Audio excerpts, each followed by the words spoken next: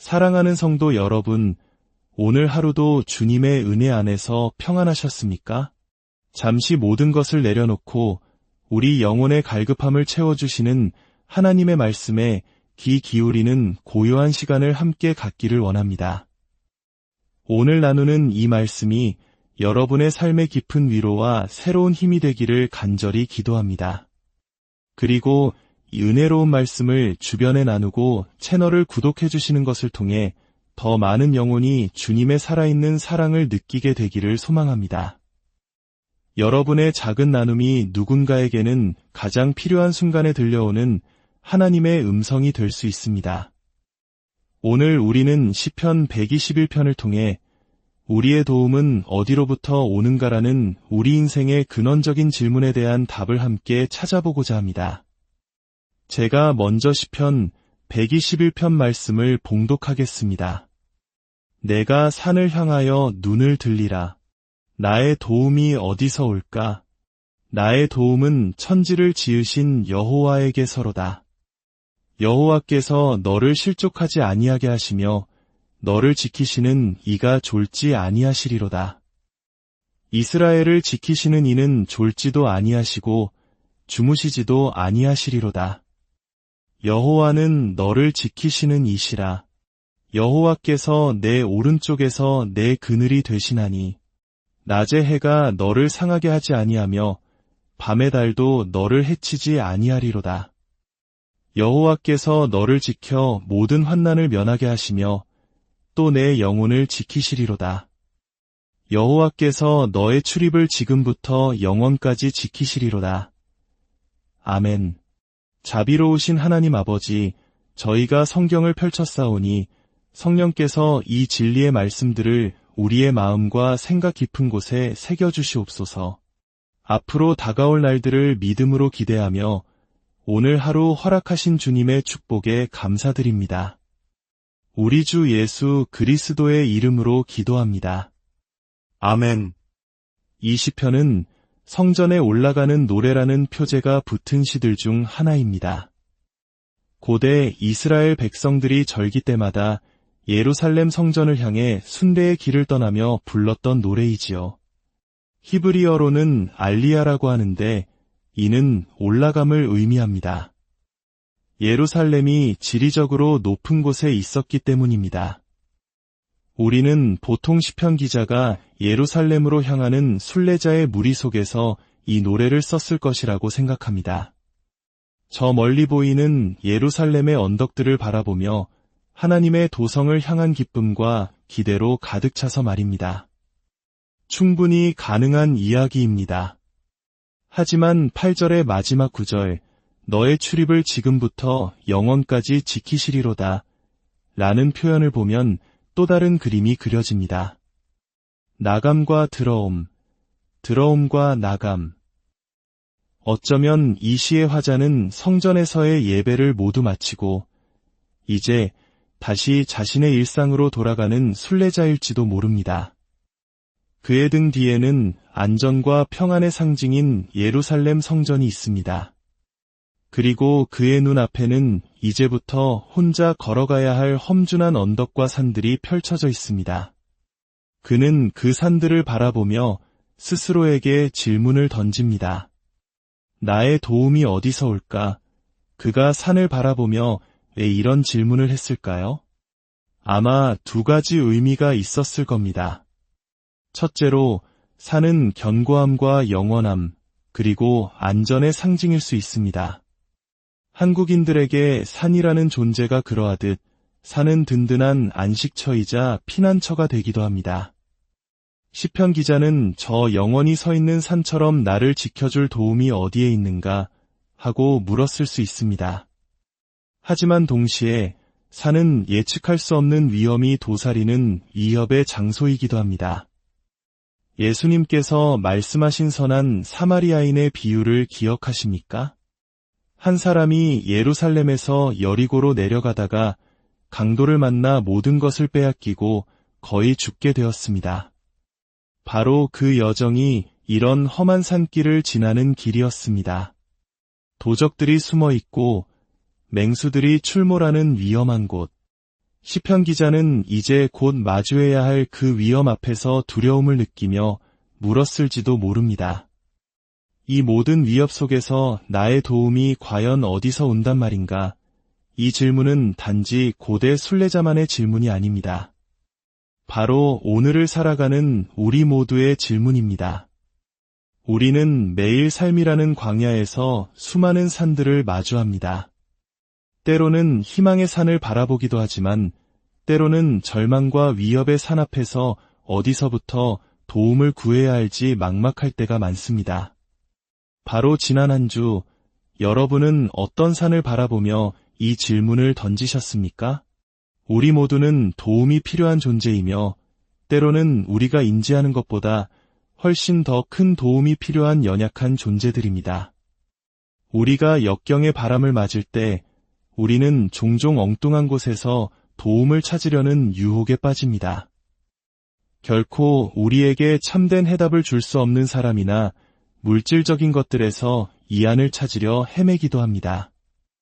하지만 시편 기자는 스스로의 질문에 곧바로 답을 합니다. 2절입니다. 나의 도움은 천지를 지으신 여호와에게서로다. 그의 도움은 산에서 오는 것이 아니었습니다. 바로 그 산들을 만드신 분에게서 오는 것이었습니다. 그가 바라보는 저 거대한 산들보다 그 산들을 존재하게 하신 창조주 하나님이 비교할 수 없이 더 크고 위대하시다는 고백입니다. 영원 전부터 계셨고 온 우주 만물을 지으신 전능하신 하나님, 바로 그분에게서 나의 도움이 온다고 그는 선포합니다. 그렇다면 여러분의 삶에 특별히 도움이 필요한 영역이 있습니까? 하나님의 능력과 지혜, 그분의 전지전능하심과 무소부재하심의 범위를 벗어나는 것은 아무것도 없습니다. 에베소서 3장 20절은 말씀합니다. 우리 가운데서 역사하시는 능력대로 우리가 구하거나 생각하는 모든 것에 더 넘치도록 능히 하실 이에게 그렇습니다. 하나님은 능치 못하심이 없는 분이십니다. 이 제 3절부터 놀라운 전환이 일어납니다. 시점은 1인칭 나에서 2인칭 너로 바뀝니다. 여호와께서 너를 실족하지 아니하게 하시며 시편 기자는 누구에게 말하고 있는 것일까요? 아마도 예배의 인도자가 2절을 노래한 뒤 회중을 향해 축복하며 3절부터 노래했을 수도 있습니다. 하지만 저는 그가 자기 자신에게 말하고 있는 것이 아닐까 생각해 봅니다. 우리도 종종 혼잣말을 하지 않습니까? 중요한 것은 우리 자신에게 말할 때 하나님의 진리의 말씀을 들려주어야 한다는 것입니다. 절망적인 거짓이 아니라 소망의 진실을 말해야 합니다. 시편 기자는 바로 그렇게 하고 있습니다. 그는 자기 영혼을 향해 선포합니다. 내 영혼아, 들으라. 나의 도움은 천지를 지으신 하나님에게서 온다. 그분은 내가 실족하도록 내버려 두지 않으실 것이다. 너를 지키시는 그분은 결코 졸지도 주무시지도 않으신다. 갈멜산에서 바알 선지자들과 영적 전쟁을 벌였던 엘리야 선지자를 기억하십니까? 바알 선지자들이 아무리 외치고 자신의 몸을 상하게 해도 그들의 신은 아무런 응답이 없었습니다. 그때 엘리야가 그들을 조롱하며 말했습니다. 더 큰 소리로 불러라. 그는 신인즉 묵상하고 있는지, 혹은 그가 잠깐 나갔는지, 혹은 그가 길을 행하는지, 혹은 그가 잠이 들어서 깨어야 할 것인지 하매 이방의 신들은 잠을 자고 듣지 못하고 볼 수도 알 수도 도울 수도 없는 헛된 우상에 불과합니다. 하지만 우리 하나님은 다릅니다. 이스라엘을 지키시는 하나님, 바로 하나님의 모든 백성을 지키시는 그분은 졸지도 주무시지도 않으십니다. 그분은 우리가 부를 때 언제 어디서든 어떤 상황에서든 우리와 함께 하십니다. 이 시편에는 지키다라는 동사가 3절, 4절, 5절, 7절, 8절에 걸쳐 반복해서 나옵니다. 성경에서 반복은 중요합니다. 시편 기자는 우리가 이 사실을 마음에 깊이 새기기를 원했던 것입니다. 하나님은 우리를 지키시는 분이십니다. 그런데 이 약속들을 우리의 현실에 비추어 보면 의문이 생깁니다. 너를 실족하지 아니하게 하시며 정말 그런가요? 우리는 넘어지고 실수하고 죄에 빠지기도 합니다. 모든 환난을 면하게 하시며 정말 그렇습니까? 우리 삶에는 수많은 환난과 고통이 있습니다. 사랑하는 사람을 잃고 병들고 사업이 실패하고 자녀들이 우리를 실망시키고 우리는 서로에게 상처를 줍니다. 이처럼 절대적으로 보이는 약속과 우리의 고통스러운 현실 사이의 간극을 어떻게 이해해야 할까요? 이럴 때 우리는 한 걸음 뒤로 물러서서 성경 전체라는 거대한 그림을 보아야 합니다. 요셉의 삶을 생각해 보십시오. 그가 형제들의 미움을 받아 구덩이에 던져졌을 때 그는 이 시편을 어떻게 노래했을까요? 주께서 내 발이 실족하지 않게 하신다. 이 약속이 어떻게 이루어지고 있는 것일까요? 애굽의 노예로 팔려가고 억울한 누명을 쓰고 감옥에 갇혔을 때 주께서 나를 모든 악으로부터 지키신다. 는 약속은 어디에 있었을까요? 그 해답은 요셉 자신이 훗날 형제들에게 한 고백 속에 있습니다. 당신들은 나를 해하려 하였으나 하나님은 그것을 선으로 바꾸사 오늘과 같이 많은 백성의 생명을 구원하게 하시려 하셨나니 보십시오. 하나님의 경륜 안에서는 인간의 악한 의도와 고통스러운 사건들조차도 그분의 선하신 뜻을 이루는 도구가 됩니다. 하나님께서는 악을 사용하여 악을 이기십니다. 이 진리의 정점은 바로 예수 그리스도의 십자가에 있습니다. 인류가 저지른 가장 끔찍한 악행, 즉 하나님의 아들을 십자가에 못 박은 그 사건을 통해 하나님께서는 인류를 구원하시는 가장 위대한 선을 이루셨습니다. 그러므로 너를 실족하지 않게 하신다는 약속은 우리가 인생의 길에서 결코 넘어지지 않는다는 뜻이 아닙니다. 우리가 때로 진흙탕에 빠지고 상처 입을지라도 우리의 영혼이 궁극적으로 멸망하도록 하나님께서 내버려두지 않으신다는 약속입니다. 우리의 구원이 결코 취소되지 않는다는 영원한 안전에 대한 보증입니다. 예수님께서 제자들에게 말씀하셨습니다. 너희가 핍박을 받고 순교를 당할 수도 있다. 그러나 기억하라. 너희 머리털까지도 다 세신 바 되었느니라. 이 말씀은 고난이 없을 것이라는 약속이 아니라 가장 극심한 고난 속에서도 하나님의 세밀한 돌보심과 주권이 함께한다는 놀라운 위로의 약속입니다. 종교개혁가 마르틴 루터는 이렇게 찬송했습니다. 친척과 재물과 명예와 생명을 다 빼앗긴데도 진리는 살아서 그 나라 영원하리라. 어떻게 이런 고백이 가능할까요? 그것은 루터가 가진 모든 것이 궁극적으로는 오직 그리스도 한 분뿐이라는 것을 알았기 때문입니다. 만약 우리의 안전과 행복이 재물이나 건강 혹은 가족에게 있다면 그것들을 잃는 순간 우리의 모든 것은 무너져 내릴 것입니다.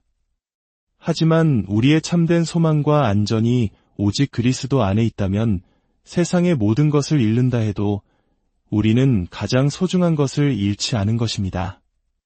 왜냐하면 우리의 도움은 세상이 아닌 하늘과 땅을 만드신 주님께로부터 오기 때문입니다. 겟세마네 동산에서 피땀 흘려 기도하시던 예수님을 그려봅니다. 그곳에서도 예루살렘의 언덕들이 보였을 것입니다. 예수님께서도 어쩌면 이 시편을 읊조리시며 기도하지 않으셨을까요? 내가 산을 향하여 눈을 들리라. 나의 도움이 어디서 올까? 나의 도움은 천지를 지으신 여호와에게서로다. 아버지여, 가능하시다면 이 잔을 내게서 옮기시옵소서. 그러나 나의 원대로 마옵시고 아버지의 원대로 하옵소서. 사도행전 2장에서 베드로는 시편 16편을 인용하며 그 시편이 바로 예수님에 대한 예언이었음을 증거합니다. 이는 내 영혼을 음부에 버리지 아니하시며 주의 거룩한 자로 썩음을 당하지 않게 하실 것이미로다. 죽음이 결코 예수님을 붙잡아 둘 수 없었습니다. 하나님께서 그를 사망의 고통에서 풀어 살리셨기 때문입니다. 바로 여기에 우리의 소망이 있습니다. 하나님 아버지께서 아들 예수 그리스도를 굳게 붙드셨기 때문에 그리스도 안에 있는 우리 또한 그분의 강한 손 안에 굳게 붙들려 있습니다. 주님께서 친히 약속하셨습니다. 아버지께서 내게 주신 자 중에 하나도 잃지 아니하였사옵나이다. 사랑하는 성도 여러분, 인생의 여정에서 우리는 수많은 산들을 마주하게 될 것입니다. 때로는 넘어지고 아파하고 길을 잃은 듯한 절망에 빠질 수도 있습니다. 그러나 기억하십시오. 우리를 지키시는 하나님은 졸지도 주무시지도 않으십니다. 그분은 우리의 모든 출입을 우리의 삶의 시작부터 끝까지 지금부터 영원까지 지키십니다. 세상의 어떤 악한 세력도 어떤 환난과 고통도 우리를 하나님의 사랑에서 끊을 수 없습니다. 우리의 힘으로는 우리 자신을 지킬 수 없지만 그분은 우리를 굳게 붙드십니다. 그 신실하신 약속의 말씀을 붙들고 오늘 하루도 그리고 우리에게 주어진 모든 날들도 믿음으로 담대히 걸어가시는 저와 여러분이 되기를 우리 주 예수 그리스도의 이름으로 간절히 축원합니다. 자비로우신 하나님 아버지, 변치 않는 주님의 신실하심에 의지하여 이 하루를 마감합니다. 혹 저희 가운데 마음의 아픔과 무거운 짐을 진 이들이 있다면 주님께서 친히 위로하여 주시고 짐을 나누어 질 믿음의 동역자들을 허락하여 주옵소서. 기쁨과 감사가 넘치는 이들이 있다면 그 기쁨을 나눔으로 배가 되게 하옵소서. 천지를 지으신 주님께서 우리의 영원한 도움이 되심을 믿고 평안히 쉬게 하소서. 예수님의 이름으로 기도합니다.